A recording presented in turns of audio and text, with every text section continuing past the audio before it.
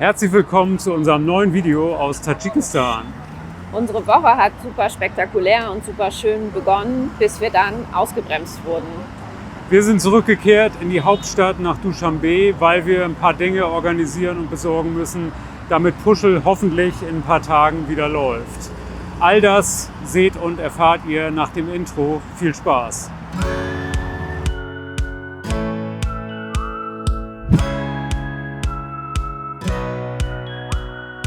Wir sind Petra und Christoph aus Hamburg. Ein Jahr verbringen wir auf kleinstem Raum mit größtmöglicher Freiheit in unserem Pössl-Kastenwagen. Unser Weg führt uns über den Balkan, durch den Kaukasus und die zentralasiatischen Staaten entlang der Seidenstraße. Auf dieser Midlife-Reise füllen wir weiße Flecken auf unserer persönlichen Landkarte. Filling White Spots eben.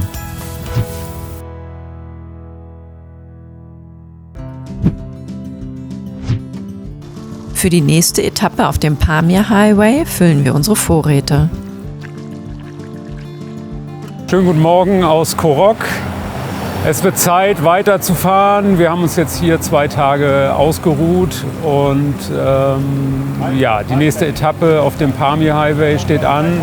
Wir wollen es schaffen, heute bis Murghab zu kommen. Ob es klappt, wissen wir nicht, zumal es da hinten so ein bisschen so aussieht, als könnte es Regen geben, was natürlich eine kleine zusätzliche Herausforderung für uns wäre. Aber egal, wir stellen uns der Herausforderung und freuen uns tatsächlich auf die nächste Etappe und auf all das, was kommt.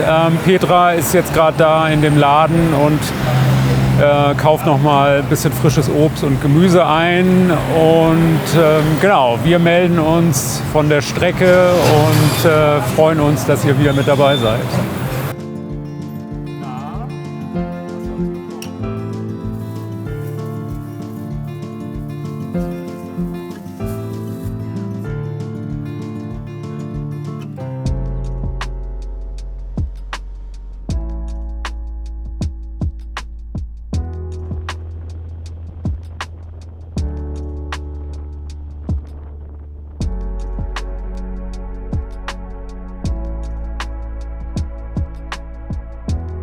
Sehr weit sind wir nicht gekommen. Wir stehen gleich wieder an einer Sperrung. Seht ihr da im Hintergrund. Hier finden wieder Sprengarbeiten statt. Gott sei Dank geht es, glaube ich, in 10 Minuten weiter. Es gibt ja immer diesen kleines Gap von 12 bis 1, wo eben alle Sperrungen dann aufgehoben werden. Hier hat sich auch schon eine kleine Schlange gebildet.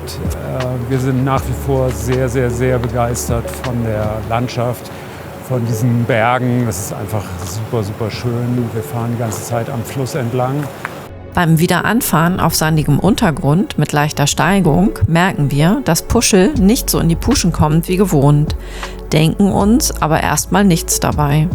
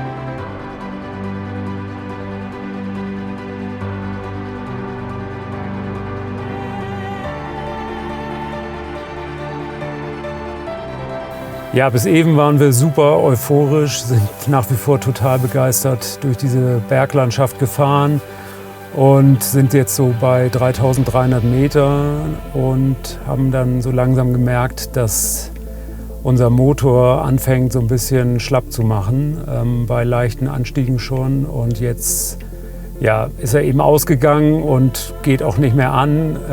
Wir lassen uns jetzt zurückrollen, um einfach zu gucken, wie es weitergeht.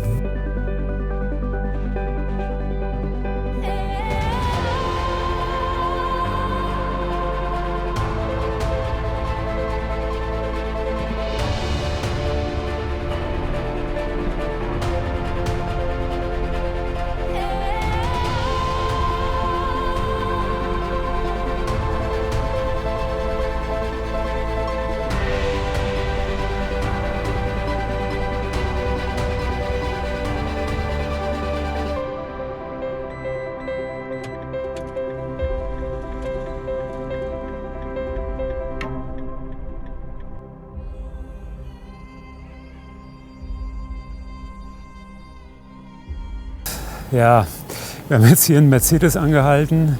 Erstaunlicherweise ist das ein Kfz-Meister. Der hat erstmal unseren Dieselfilter gewechselt. Wir hatten gehofft, dass das vielleicht die Ursache ist. Ist es aber leider nicht. Also der Motor springt immer an, aber ihr hört es gerade, er geht dann sofort wieder aus. Sie haben jetzt irgendwie eine Verbindung gemacht zu irgendjemandem, der Deutsch spricht. Mit dem spricht Petra jetzt gerade. Wir wissen überhaupt nicht, wie es weitergeht. Wir stehen hier irgendwie auf 3300 Meter Höhe.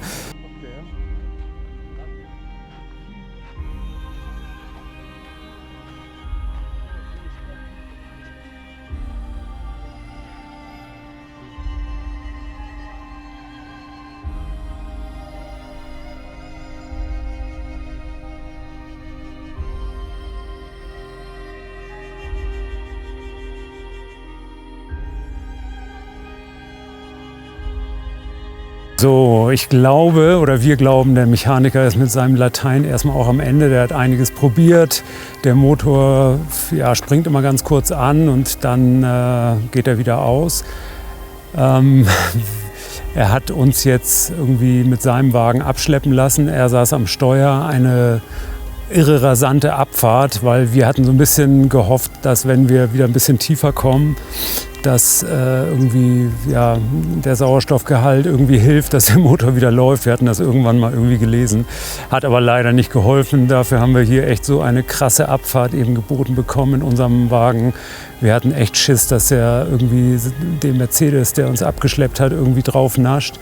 Das war echt krass. Wir sind dann irgendwie auch noch an so einer Schaf-Ziegen-Herde vorbeigerauscht, ohne Rücksicht auf Verluste. Und Petra und ich echt nur zusammengezuckt. Er hat sich irgendwie totgelacht. Wir stehen jetzt hier so bei so einer Art Werkstatt. Wir haben die schon entdeckt gehabt, als wir hier hochgefahren sind. Es ist mittlerweile extrem kalt, seht ihr, glaube ich, auch so ein bisschen an meiner roten Nase. Sensationelles Lichtschauspiel. Wir haben hier echt gleich, glaube ich, einen super, super schönen Sonnenuntergang. Unter normalen Umständen könnte man das natürlich alles super cool genießen. Für uns ist es jetzt gerade so ein bisschen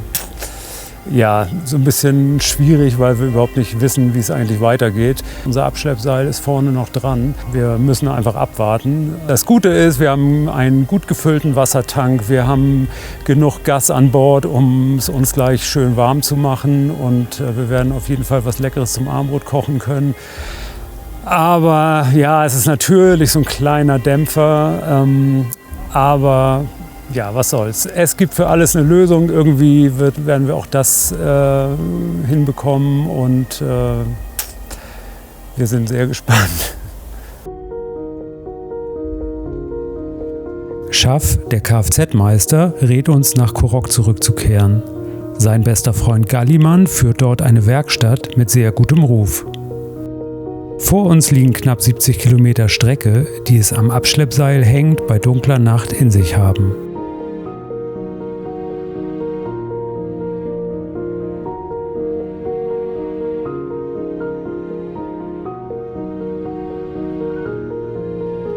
Es ist 9:30, wir sind zurück in Korok. ist alles ein bisschen crazy. Genau, wir stehen jetzt vor einer Autowerkstatt. Dort seht ihr Puschel. Wir sind ziemlich groggy, aber wir sind froh, dass wir jetzt heil hier erstmal wieder angekommen sind. Ja, es war ein wilder Ritt. 60 Kilometer sind wir jetzt abgeschleppt worden im Dunkeln. Ja, mit bergauf und bergab und Sandpiste und Schlaglöchern.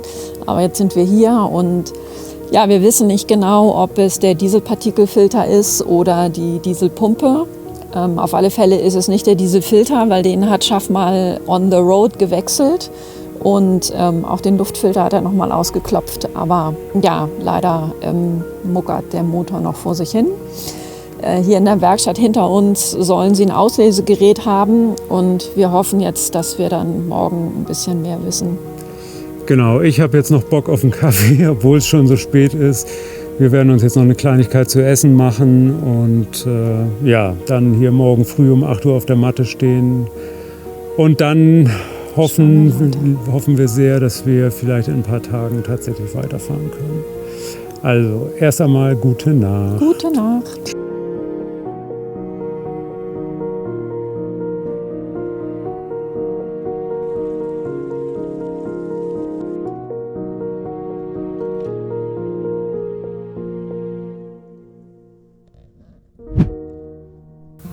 Schönen guten Morgen. Ein neuer Tag, die Sonne scheint. Ihr habt aktuell noch nichts verpasst, hier ist noch nicht viel passiert. Wir haben, nachdem die Werkstatt, ich glaube so gegen 8:30 aufgemacht hat, sind wir gegen 9, Viertel nach 9 da mal rübergelaufen, um auf uns aufmerksam zu machen. Der Meister wusste auch schon von uns, allerdings ist da relativ viel zu tun, da ist ganz gut Verkehr. Wann es da jetzt für uns weitergeht, wissen wir aktuell noch nicht. Aber ja, wir warten einfach mal ab. Was ich euch gestern nicht mehr erzählt habe, wir haben dann durch diese krasse Abfahrt in diesem irren Tempo leider mal wieder so ein kleines Chaos im Kühlschrank produziert. Das heißt, so ein Glas mit Tomatensauce ist irgendwie explodiert. Das heißt, der ganze Kühlschrank war mal wieder eingesaut. Das haben wir dann noch weggemacht und haben dann tatsächlich auch noch gekocht und lecker entspannt gegessen. Was ich euch auch nicht zumuten wollte gestern, als wir so einen kleinen Zwischenstopp gemacht haben, bin ich noch in so einen Abwasserkanal getreten. Das heißt, ich habe mir dann irgendwie meine Schuhe noch eingesaut. Und ja, die habe ich dann heute Morgen auch erstmal abgewaschen. Die hängen jetzt hier zum Trocknen. Und ja, ich bin jetzt so ein bisschen im Campingplatz-Look hier unterwegs. Aber das ist jetzt irgendwie auch egal. Genau.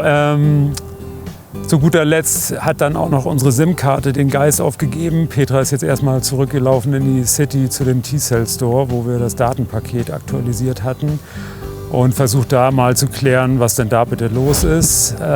Ihr seht, es wird nicht langweilig bei uns. Selbstverständlich halten wir euch auf dem Laufenden. Und ja, jetzt sehe ich gerade, unsere Retter von gestern kommen gerade an. Das ist natürlich sehr cool. Genau, ich erzähle euch, wie es weitergeht. Ciao. Nachdem Schaff auftaucht, kommt Bewegung in die Sache. Sofort kümmert sich Gallimann um Puschel und Schaff kann erstmal wieder abfahren.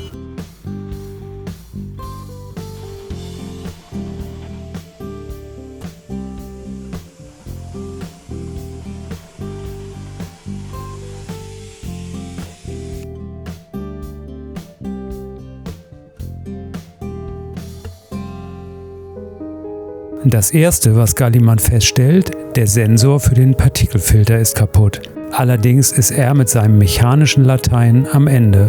Wir suchen nach einer Lösung und finden sie über die App iOverlander. Schaff kommt zurück und erklärt uns, dass Puschel mit maximal 2000 Umdrehungen bewegt werden kann. Er lässt es sich nicht nehmen, den Van eigenhändig dorthin zu chauffieren. Das Coole ist, es gibt hier noch eine Werkstatt mit einem Meister, der wohl mal bei Mercedes in Deutschland gearbeitet hat. Der hat hier eine Lehrwerkstatt. Dort stehen wir jetzt. Morgen wird es weitergehen. Wir verbringen jetzt hier erstmal die Nacht und Schaff, also unser Engel von gestern, hat mich vorhin in sein Auto gepackt und ist mit mir erstmal kurzerhand zu Aida gefahren. Wir haben dann kurz gesprochen Und der sagte, er guckt sich das morgen alles in Ruhe an. Er hat das Diagnosebild einmal gesehen. Wir haben da ja ein Foto von. Er ist so im Bilde, was kaputt ist. Und wir besprechen das morgen in Ruhe, welche Ersatzteile gebraucht werden und wie wir die hierher bekommen. Außerdem hat er noch einen Kontakt in Duschanbe, weil natürlich, und das war uns eigentlich ja auch schon vor der Reise klar, das größte Problem an dem Citroën ist die Elektronik. Etwas, was natürlich in Tadschikistan überhaupt nicht so oft vorkommt. Und demzufolge können die hier alles reparieren. Aber sie können eben aus dem Steuergerät den Fehler nicht löschen. Wir verabschieden uns von Galliman und Schaff.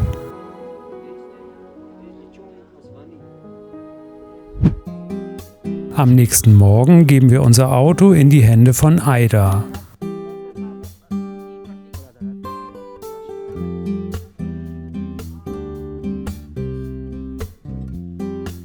Er checkt den Wagen eingehend und liest erneut den Motor aus.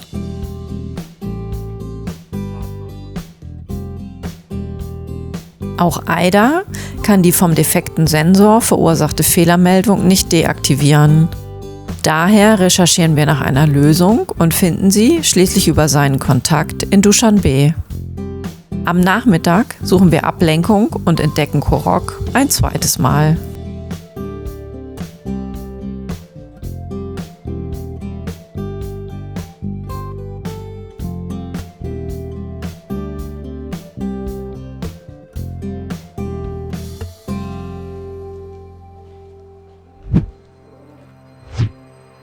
Um 6 Uhr am nächsten Morgen stehen wir am Treffpunkt für Jeeps und Sammeltaxis nach Duschanbe.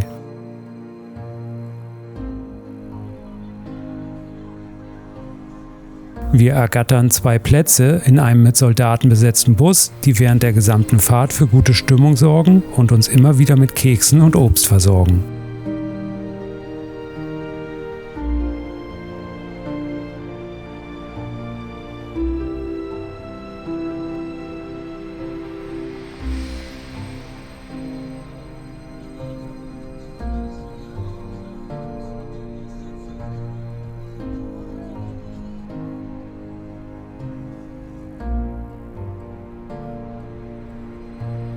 Unsere Entscheidung, diese Etappe auf der Hinfahrt über 3 Tage zu strecken, war goldrichtig. Als wir nach 18 Stunden Fahrt am Ziel ankommen, sind wir mehr als erschöpft.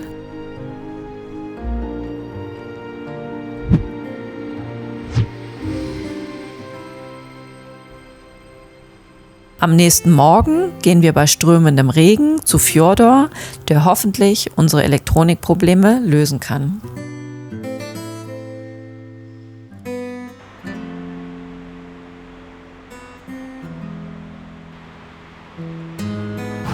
Das war unsere 3. Woche in Tadschikistan.